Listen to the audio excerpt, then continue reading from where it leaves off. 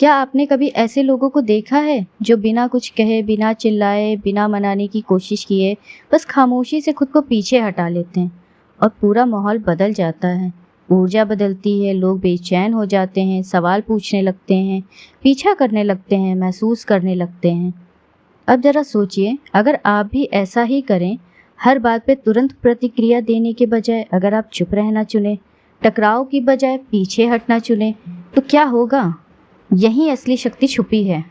जब आप भावनात्मक, मानसिक और शारीरिक रूप से हर समय उपलब्ध रहना बंद कर देते हैं तो दुनिया घबरा जाती है, क्योंकि अधिकतर लोग आपको आपकी प्रतिक्रियाओं, आपकी सहजता और आपकी पूर्वानुमेयता के जरिए नियंत्रित करते हैं। लेकिन जिस दिन आप खुद को वापस खींच लेते हैं, खेल ही बदल जाता है। जो लोग सोचते थे कि वो आपको जानते हैं, उन्हें एहसास होता है कि वे आपके बारे में कुछ नहीं जानते। कार्ल जंग ने कहा था, जो चीज़ें हमें दूसरे से चिढ़ाती हैं वही हमें खुद को समझने में मदद करती हैं। अब सोचिए, जब आप पहुंच से बाहर हो जाते हैं तो सबसे ज़्यादा बेचैन कौन होता है? कौन आपको उकसाने की कोशिश करता है ताकि आप कोई प्रतिक्रिया दें? असल में यह आपके बारे में नहीं, उनके बारे में ज़्यादा बताता है। आप बार बार खुद को थामते हैं शांति बनाए रखने के लिए, लोगों को खोने के डर से, उन लोगों के लिए जो शायद कभी आपके थे ही नहीं। और हर हाँ जो आपके भीतर से ना था, हर भावनात्मक प्रतिक्रिया आपकी ऊर्जा का एक टुकड़ा चुरा लेती है। और अंत में क्या बचता है? थकान, कुंठा और एक अजीब सा खालीपन। क्यों? क्योंकि आप उन लोगों के लिए बहुत ज़्यादा उपलब्ध रहें जो आपके 1 मिनट के मौन के भी लायक नहीं थे। यह वीडियो दुनिया से मुंह मोड़ने के बारे में नहीं है, यह खुद को चुनने के बारे में है। जंग ने जिस इंडिविजुएशन की बात की थी, खुद को पूर्ण, प्रामाणिक और स्वतंत्र बनाने की प्रक्रिया, वो यहीं से शुरू होती है। और यह प्रक्रिया शुरू होती है मौन से।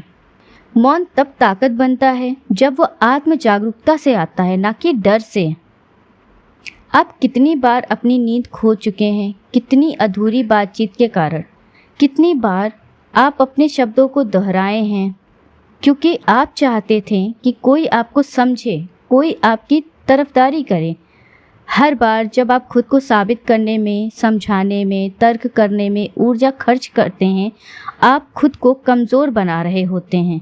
जंग ने कहा था, जो चीज़ें तुम विरोध करते हो वही बनी रहती हैं। जिन्हें लगता है आप बदल गए हैं, असल में उन्हें तकलीफ़ ये है कि आप अब उनके लिए उपयोगी नहीं रहे।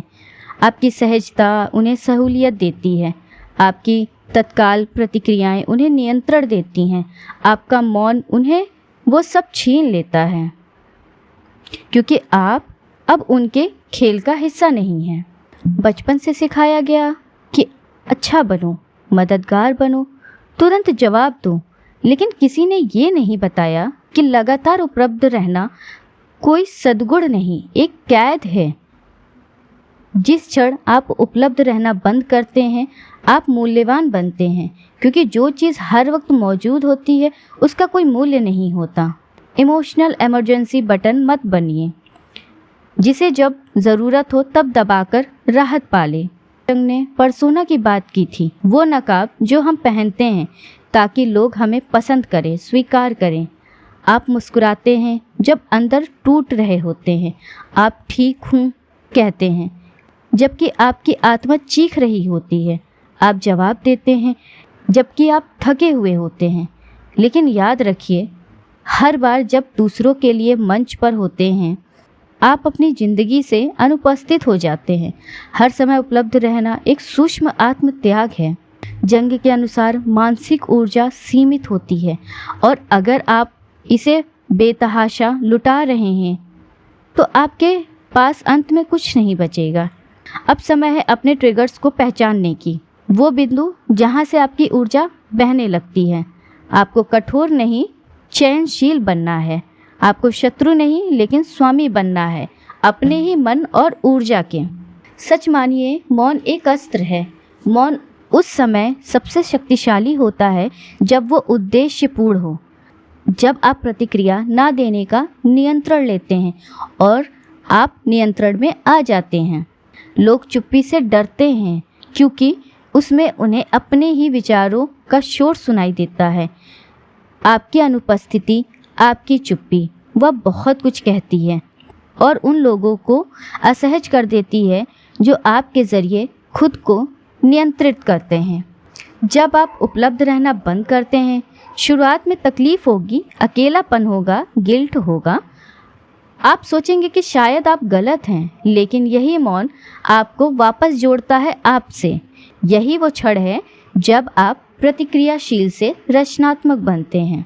कार्ल जंग ने कहा था, अपनी पूर्णता तक पहुंचने के लिए व्यक्ति को भीड़ से हटकर एकांत में जाना होता है, और जब आप ऐसा करते हैं आप खोते हैं कुछ लोग, कुछ जगह, कुछ रिश्ते, लेकिन आप पाते हैं खुद को। अगर ये विचार आपको छू गए हैं तो अगली कड़ी में हम बात करेंगे कैसे अपने भीतर की ऊर्जा को संजोएं, किसे दें और किसे बचाएं। यह सफ़र आत्मखोज का है, जहां आपकी चुप्पी ही आपकी आवाज़ बन जाएगी।